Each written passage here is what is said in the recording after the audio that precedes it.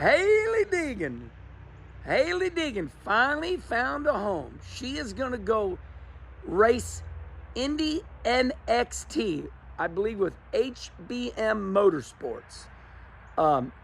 What is Indy NXT? Indy NXT is a feeder series to the IndyCar series. So in other words, Hailie, in NASCAR terms, Hailie is going to go run the Xfinity series, basically, in the IndyCar series. So if Hailie does good in Indy NXT, her next step would be the Indy 500, and she would move up to the IndyCar series. Now, I think this is a great idea, and here's why. Hold on. I'm going to tell you why. I don't care if you don't think it's a good idea. She don't even run in the NASCAR series, and you still don't like her. Simmer down, people. The reason I think this is a good idea, and this is a controversial take, and I know it is, they can't run into her like they did in NASCAR.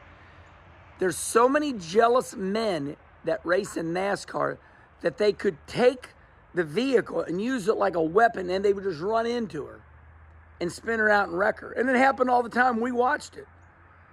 So she says, to hell with this NASCAR. They're not ready for a woman. NASCAR is not ready for a lady racer. I said it. I said it. So she goes over the IndyCar, and if you notice, Danica Patrick had success over there. And I believe this is a better opportunity for Hailie, and here's why. Because you cannot take your Indy car and run it into another competitor because it will break your own car. You see what I'm saying? In NASCAR, you can run into somebody, you can body slam them, you can get away with it. In the IndyCar series, you cannot take your car and use it as a weapon because the car will break right away. Now, you might be able to get away with a little bit of a body slam because, you know, of the side tub on those Indy cars. But listen, I know what I said is a little controversial, but it goes back to what I said. Say what you mean what you say. So I said it, all right?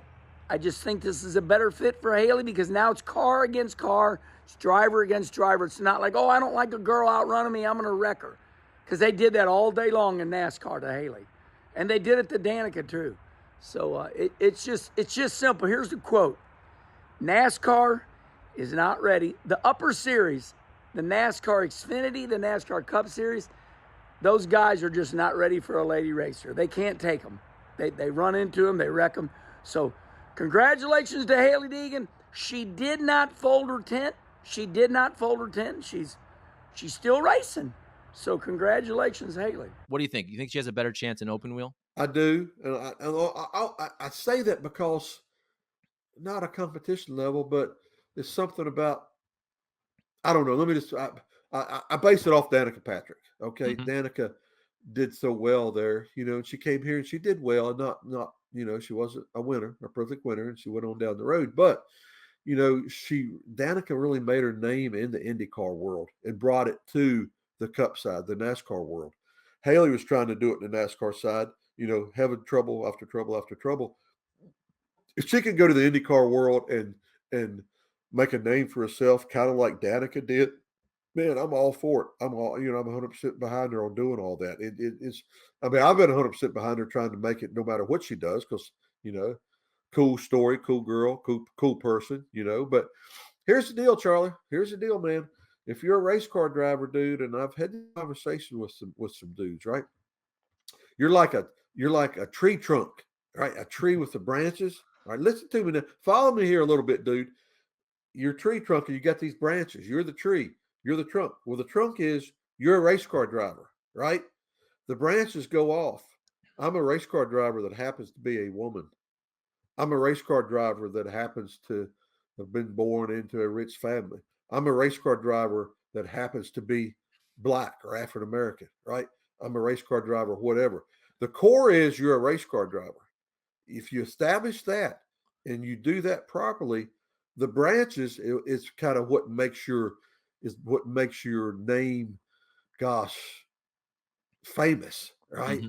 But you've got to be able to do the central core part properly.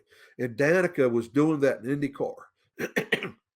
When she came to NASCAR, she was a woman that happened to be a race car driver, right? Hmm. And I think from that standpoint, it hurt her, right? It didn't work. If that makes any sense to you, what I'm saying, you've got to be at the core a race car driver first, and everything else happens. With Hailie Deegan, you know, they promote her as the girl and the woman and her daddy and her all the sports and all the stuff that family did and does, right?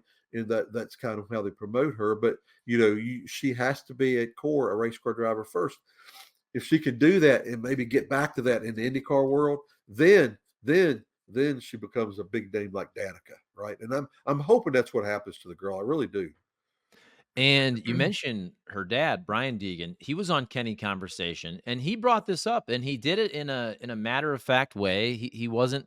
I mean, he was complaining, but it wasn't like he was just bitching and whining to NASCAR. He was saying, "Look, I mean, he had seen so many people take out Hailie on the track the last couple of years, and this was earlier this year. So he was talking Yeah, mostly about the Truck Series, and yeah, I do think this is where it's different going to IndyCar because of the nature of the car, obviously in NASCAR, you can do all that beating and banging. And there are some dudes who are like, "Hey, I'm not going to lose to a woman no matter what. Even if we're racing not just for second place, first place, but for 17th place, right? yeah. I'm going to knock her out of the way." And I do think her advantage in IndyCar, probably similarly with Danica Patrick, she also brought this up, is you can't do that beating and banging in IndyCar because you'll Mm-mm. wreck everybody's car. So also, I think in terms of driving with respect, there's just more respectful driving in IndyCar, so maybe she has a better shot. Yeah, and I'll give you a famous AJ Foyt quote one time, years and years ago. We were somewhere together, and AJ, we were talking about, he was talking about all the guys through the 60s or late 50s, 60s, all his buddies that he watched get killed during the races. And you remember, or you've heard about it anyhow, that, I mean, those guys, if they raced, they were going to kill somebody. That week, somebody's going to get killed in one of those open wheel cars. And as AJ talked about, he talked about, he's heard drivers talk about, I'm not scared when I get in the race car. And AJ says, well, if that guy says he's not scared of getting in the race car, I don't want to be around him on the racetrack because he's going to die. He said, I have fear when I get in the race car. He said, I don't trust people like that. Well, his point was what he was saying was he and Mario, some of the guys that came through that made it, they were better than exceptional race car drivers because you could not touch wheels. If you put your right Mhm. front wheel against another guy's left rear, y'all are both going to go flipping out of the stadium, right? And he's talked about so many of his buddies and people he saw die because car control wasn't there, and they would get into one another with these cars, and you couldn't do that with those cars. Well, it's still true today with Indy cars. You just can't, you can't touch wheel to wheel, or no bumpers to touch, right? You got to learn.